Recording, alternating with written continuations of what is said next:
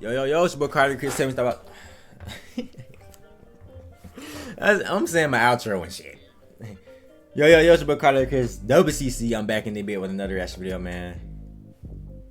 And yeah, it's your boy Carter Chris. Today we here with XO Speaks, new content creator, black content creator. Shout out to, like I said, shout out to all my black real content creators just trying to real deal make a change and spread information, trying to spread all love and shit.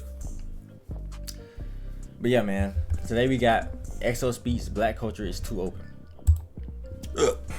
Excuse me. Wish I had get some water. Drink your water. Drink your water. Stay hydrated. Keep being you. Keep being you, man. No matter what. Yeah. Let's get to the reaction.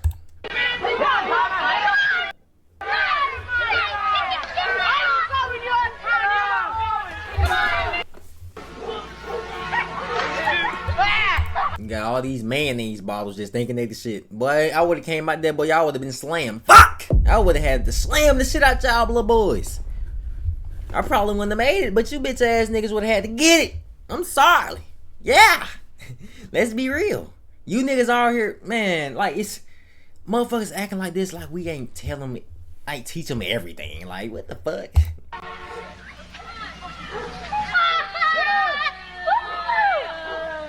You better turn around, y'all. All these niggas that smell like dog and feet. Like, what the fuck? Failed by your parents. Cause you know why? Your parents got failed by their parents. Fuck, it's a cycle. Can you niggas, can we stop this? Like, can we stop this? These are the same people that literally copy all our flows on some Souls of bullshit. But y'all want to sit here and be racist. Now y'all old, washed up, and miserable. Now y'all don't know what to do. It's just so crazy to me how y'all just think y'all could just get you just to take this shit over. It's okay. Keep thinking y'all okay. You feel me? We finna show y'all in a little minute. You know what I'm saying? So, and it's gonna be about equality, not the bullshit.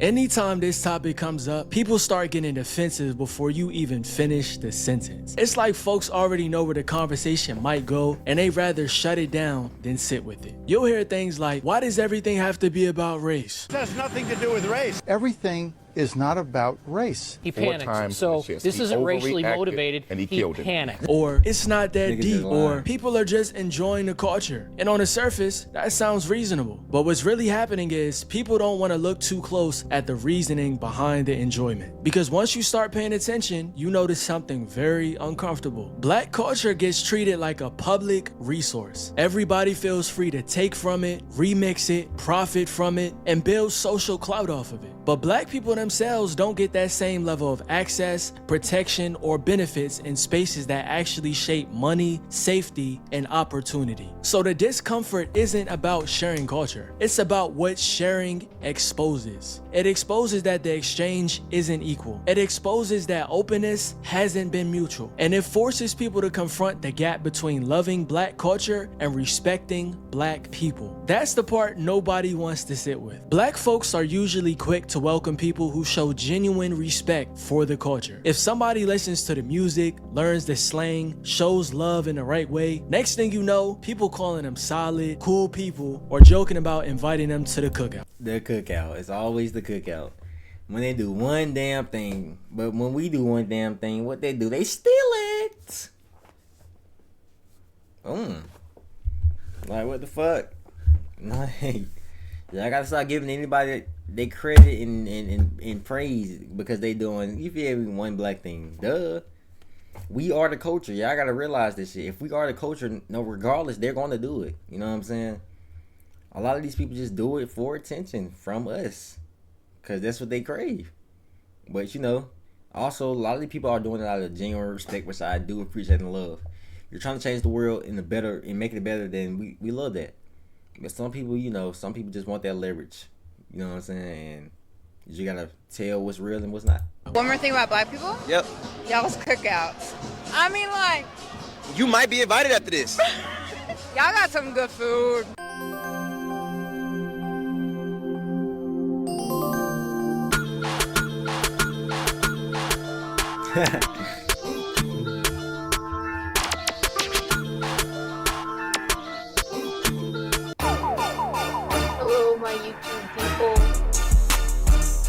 Like that's the thing about us, bro. Like, like we not gonna hate.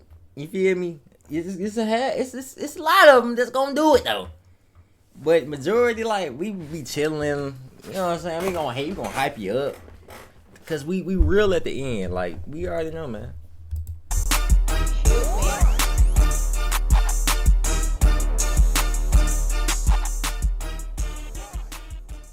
We don't just let people look from the outside. We let them participate, feel included, and feel like they belong. That openness comes from how Black communities have always moved. We've leaned on each other to survive and turned that into a culture that values connection, humor, and shared space. But there is a difference between welcoming people and giving away access with no boundaries. A lot of people are welcome into Black spaces culturally while still holding on to anti-Black beliefs socially and politically.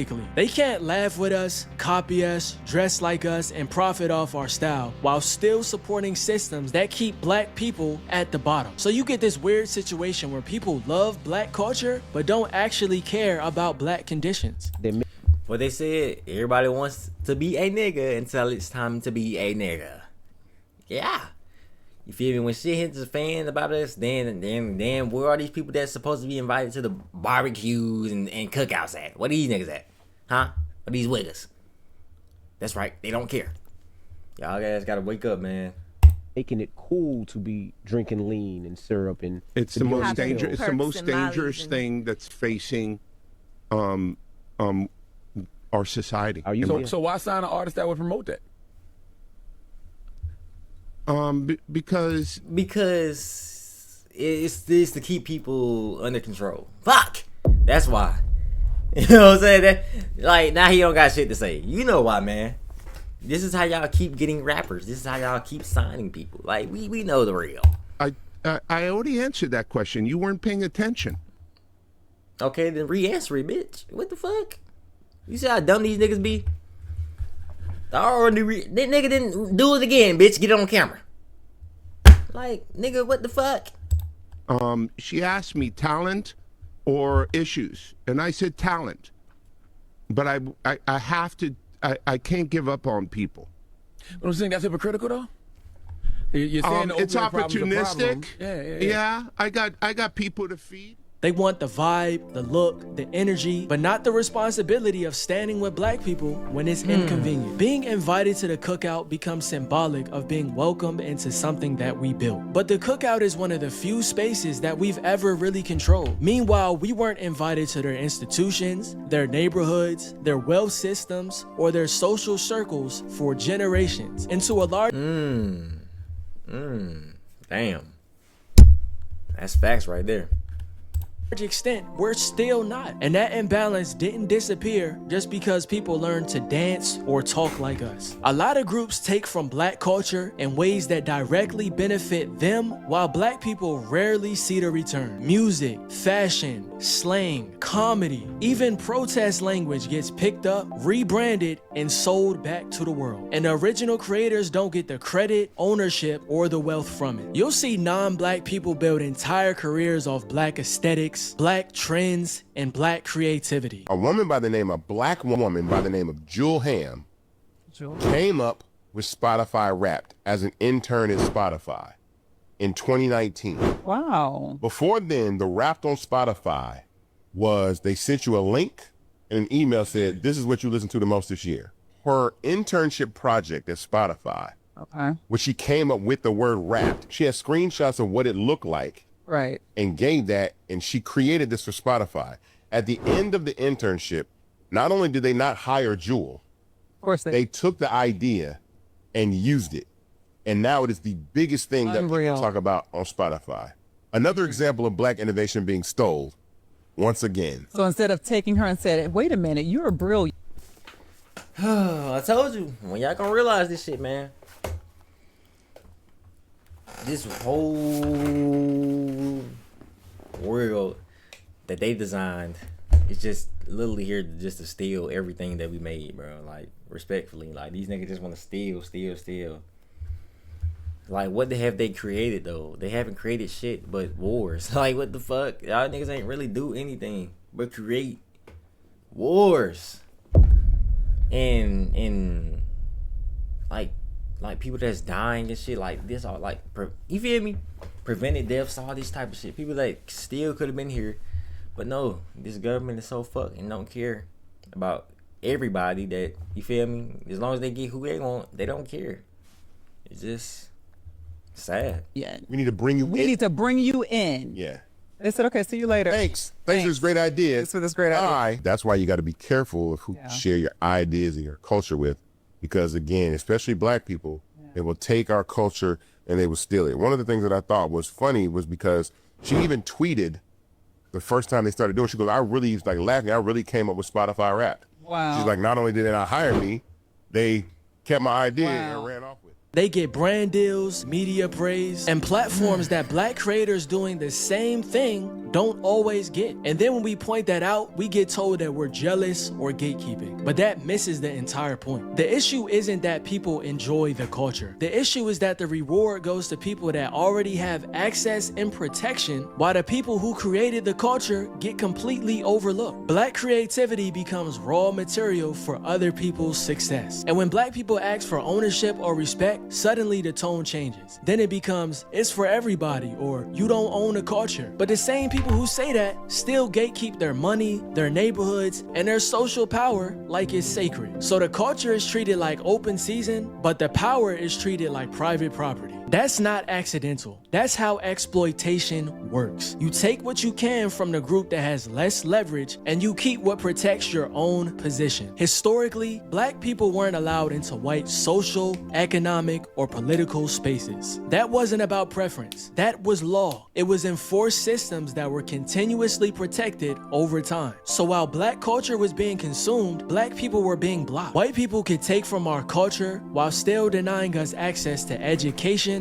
housing, and ownership. And that pattern didn't stop overnight. The legal barriers changed, but the social and economic ones adapted. Even today, black people can be popular culturally and still isolated institutionally. Our influence is everywhere, but our ownership is rare. Our language is everywhere, but our control over platforms is extremely limited. We're visible, but not powerful in the spaces that control outcomes. And yet, black people are still expected to keep welcoming others into our spaces with open arms. We're told to be forgiving and open-minded, even though that was never extended to us when it actually mattered.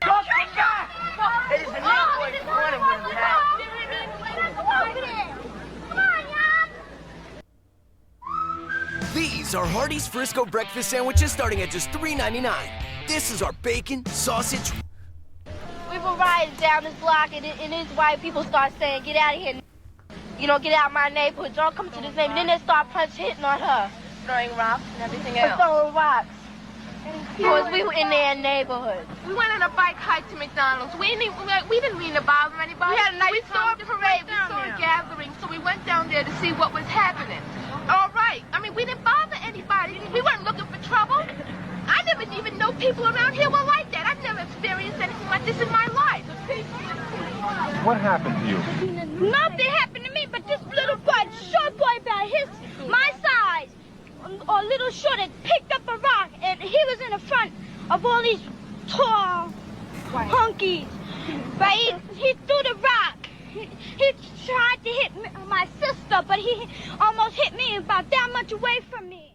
So when black people get tired of the one-sided openness, it's not bitterness, it's awareness. Because you start to see people are comfortable entering our culture, but uncomfortable sharing their power. Part of why black people are open is because survival taught us to build community across differences. When you're constantly under pressure, you learn to find allies wherever you can. You learn how to read people and how to be welcoming even when you're not fully safe. There's also a real desire for some of us to be seen as human and not hostile. Me personally, I don't care about that. They're not gonna like you either way. Black people are used to being painted as aggressive. So there's pressure to show that we're not like that. We show grace, we give chances, and we include people that would never include us to begin with. But that generosity sometimes turns into self-neglect. We're so used to being excluded that when someone shows even basic respect, it feels big. And it makes it easier for people to gain access to our spaces without having to show long-term loyalty or accountability. Being cool with black people becomes a badge that some some folks wear, even while they stay silent when black people are going through real problems. So the openness comes from a good place, but it doesn't always protect us. It's okay to be welcoming sometimes, but it's not okay to be naive about how that welcome is used. Being open doesn't mean letting people benefit from your culture while doing nothing to challenge the systems that harm you. One of the biggest confusions in this conversation is mixing up cultural access with real power. People see non-black folks in black spaces and think that means things are equal now. But being allowed to participate in culture is not the same as having control over resources, narratives, and outcomes. You can dance to our music, dress like us, and use our slang without ever having to deal with the consequences of being black in this society. You can step into the fun parts and step out of the struggle whenever you want. Meanwhile, black people don't get that option. So when people say, but we're all mixed together now, they're ignoring the part where mixing doesn't come with shared risk or shared loss. The cost of being black still falls on black people, but the benefit of black culture gets shared widely amongst everybody. And that imbalance is why this conversation matters. If people are gonna be welcome into the culture, there has to be some reflection on how they show up for the people behind it. Not just vibes, but in policy, support, and real life choices.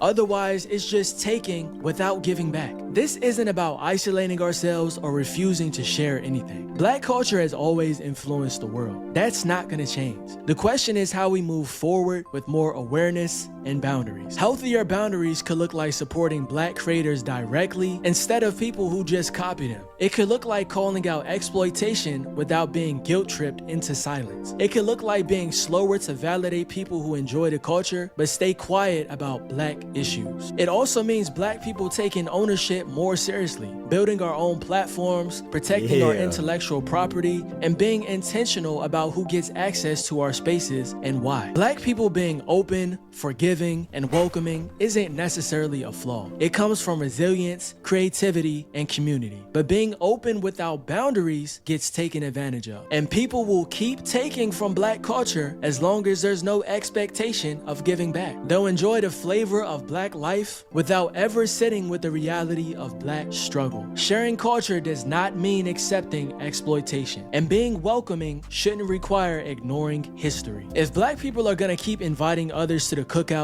it's fair to ask why we were never invited in rooms where the real power was held and why that still hasn't changed as much as people like to pretend that it has. Banger. Ooh, man. What a banger. Look at that. Look at my video popping up. Ooh. Yeah, go watch that. This is what I like to do. This is what I love to do, man. I told you, bro. I love supporting black creators, man. Because we all we got. Like, you gotta understand that shit. We all we got. And if nobody else got us, then shit, who will? So you gotta keep loving each other. Keep being the greatest. Keep shifting history and keep being you, and that's how you win in life. So it's your boy Carter Chris. Tell me about the video. Like, comment, subscribe if you're new. I love y'all. You know what I'm saying?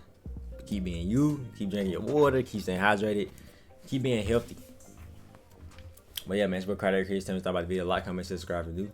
Yeah, man, it's your boy Carter Chris WCC. I'm out there, but y'all stay safe. I love y'all, man. Until next time, man, I'm out.